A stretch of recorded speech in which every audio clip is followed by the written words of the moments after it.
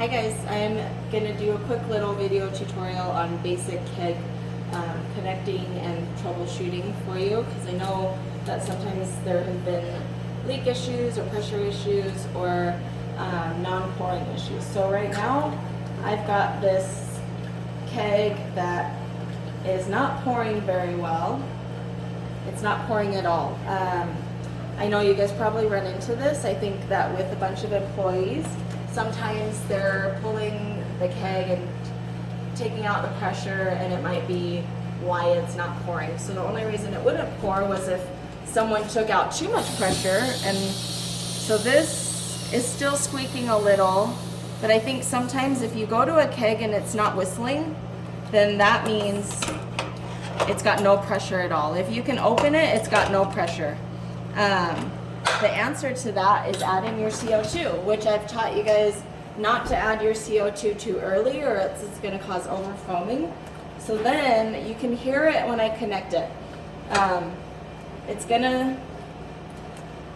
The pressure is going to start increasing.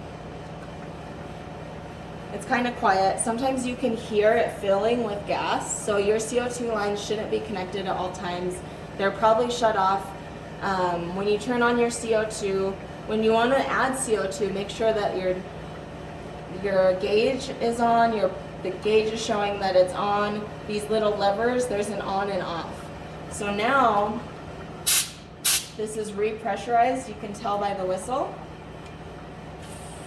We'll take it off, and sometimes it's sticky, so what we do is we clean these connectors out with water or a little cleaning solution. Your connector taps, on every single keg, it'll say in and out on a certain point of the keg. This one says in right there. It's very small, you won't see it unless you're looking in person. Sometimes it says it right there, and sometimes it says it right there. In, oh, I actually did the wrong in. See, that happens. So in is white on your connector.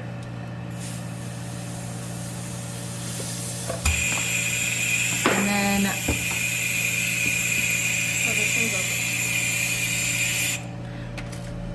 black is usually out. So right here on this keg, it says out right there.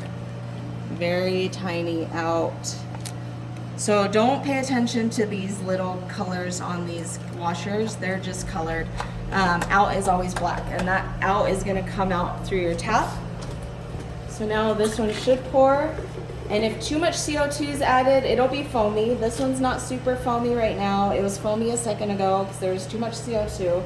What you can do to relieve the CO2 pressure is pull this tab again. If you want it to pour slower and you relieve some pressure, you'll relieve some of your foaming issues.